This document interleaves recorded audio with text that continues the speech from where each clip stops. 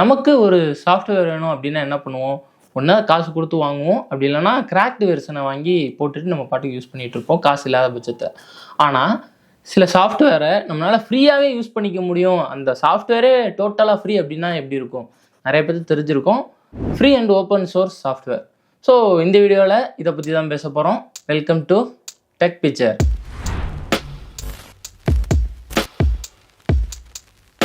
நான் இந்த வீடியோவில் பேசிகிட்டு இருக்கும் போதே தெரிஞ்சிருக்கும், ஓப்பன் சோர்ஸ் சாஃப்ட்வேர்ன்றது வந்து ஃப்ரீயான சாஃப்ட்வேர், எல்லாருமே ஃப்ரீயாக யூஸ் பண்ணிக்கலாம் அப்படின்ட்டு.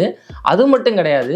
இப்போது ஓப்பன் சோர்ஸ் இல்லாத சாஃப்ட்வேர்லாம் வந்துட்டு நம்ம க்ளோஸ்டு சாஃப்ட்வேர் அப்படின்னு சொல்கிறோம். இப்போ இந்த க்ளோஸ்டு சாஃப்ட்வேரில் வந்துட்டு உங்களுக்கு தேவைன்னா ஜஸ்ட் பே பண்ணலாம், யூஸ் பண்ணலாம், அவ்வளோதான்.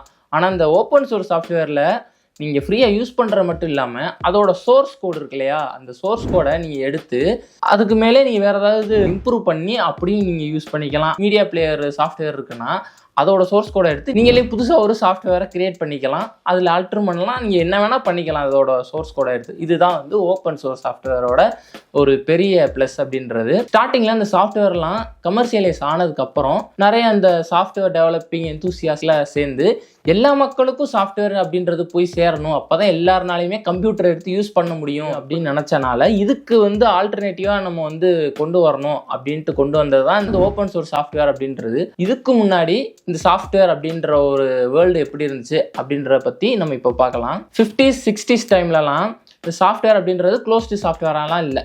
நார்மலாக ஒரு சாஃப்ட்வேரை வந்து கிரியேட் பண்ணுவாங்க, அதை வந்து அதே கம்யூனிட்டியில் இருக்கிற வேறு ஆளுகளுக்கு ஷேர் பண்ணுவாங்க. அதை எடுத்து இவங்க கொஞ்சம் ஆல்ட்ரேட் பண்ணுவாங்க, இன்னும் கொஞ்சம் இம்ப்ரூவ் பண்ணுவாங்க, இல்லை அதிலே இன்னொரு ஒரு சாஃப்ட்வேரை கிரியேட் பண்ணுவாங்க. இப்படியே நிறைய கிரியேட் பண்ணி நிறைய பேத்துக்கிட்ட அந்த சாஃப்ட்வேர் அப்படின்றது போய் சேர்ந்துச்சு. 70s 80s டைம் இருக்கு இல்லையா, இப்போதான் இந்த ஆப்பிள், மைக்ரோசாஃப்ட், IBM அப்படின்ட்டு பெரிய பெரிய முதலைகள்லாம் வருதுங்க.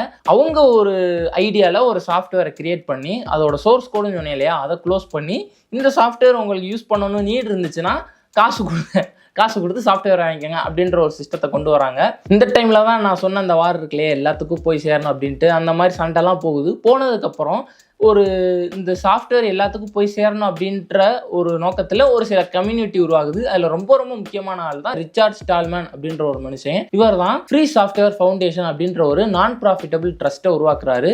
இந்த சாஃப்ட்வேர் வந்து எல்லாத்துக்கும் போய் சேரணும் அப்படின்ற ஓப்பன் சோர்ஸ் இருக்கு இல்லையா, இதுக்கு நான் வந்து நீங்கள் உலகத்தில் எங்கேருந்து வேணால் டொனேட் பண்ணலாம். அதை வச்சு தான் வந்து இப்போ வரைக்குமே அந்த ஓப்பன் சோர்ஸ் சாஃப்ட்வேர் வந்து நிறைய இது பண்ணுறாங்கன்னு நினைக்கிறேன். இப்போவுமே அந்த வெப்சைட் வந்து ஓப்பனாக தான் இருக்குது. நீங்கள் டொனேட் பண்ணுறேன்னா நிறைய பேர் பண்ணிக்கலாம்.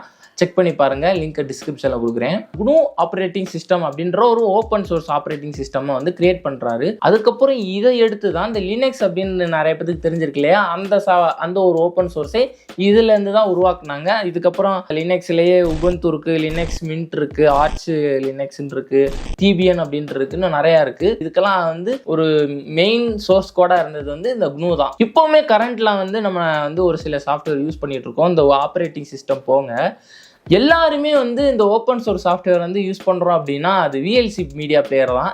எத்தனை பேருக்கு தெரியும் இந்த VLC மீடியா பிளேயர் அப்படின்றது ஓப்பன் சோர்ஸ் சாஃப்ட்வேர்னு? நீங்கள் டேரெக்டாக வந்து அவங்களோட வெப்சைட்டில் போயிட்டு இன்ஸ்டால் பண்ணுற ஒரே சாஃப்ட்வேர் இந்த ஓப்பன் சோர்ஸ் சாஃப்ட்வேர்லேயே. அதுக்கு ஆல்டர்னேட்டிவாக எல்லாத்துக்குமே மேக்ஸிமம் ஆல்டர்னேட்டிவ் இருக்குது. நோட் டேக்கிங் சாஃப்ட்வேர்னா அதுலேயே ஆல்டர்னேட்டிவ் இருக்குது. வீடியோ எடிட்டிங், ஃபோட்டோ எடிட்டிங், இந்த மாதிரி வந்து ஒரு சில இதில் அதுக்கான ஆல்டர்னேட்டிவ் இருக்குது. ஆனால் வந்து இப்போது பெய்டு பண்ணி நம்ம வாங்குகிற ஒரு சாஃப்ட்வேரில் இருக்கிற மாதிரி சீம்லெஸ்ஸாக இருக்கா அப்படின்னா கேட்டிங்கன்னா, ஒரு சில சாஃப்ட்வேர் ஸ்லீம்லெஸ்ஸாக நல்லாயிருக்கும். ஆனால் ஒரு சில சாஃப்ட்வேர் வந்து நம்ம அந்தளவுக்கு இருக்காது. சில சாஃப்ட்வேர் வந்து நம்ம பழகிருப்போம் பெய்ட்லேயே, இதுலேருந்து வரும்போது ரொம்பவுமே புதுசாக இருக்கும். அந்த மாதிரி தான் இப்போதைக்கு இருக்குது. இதில் வரக்கூடிய காலங்களில் வந்து இதில் ஓப்பன் சோர்ஸில் வந்து நல்ல நல்ல சாஃப்ட்வேர்களாக நம்ம தேடி பார்த்து வந்து பேசலாம். இந்த ஓப்பன் சோர்ஸ் சாஃப்ட்வேர் மொபைலுக்கும் இருக்குது, பிசிக்கும் இருக்குது. ரெண்டை பற்றியுமே நம்ம வந்து பேசலாம்.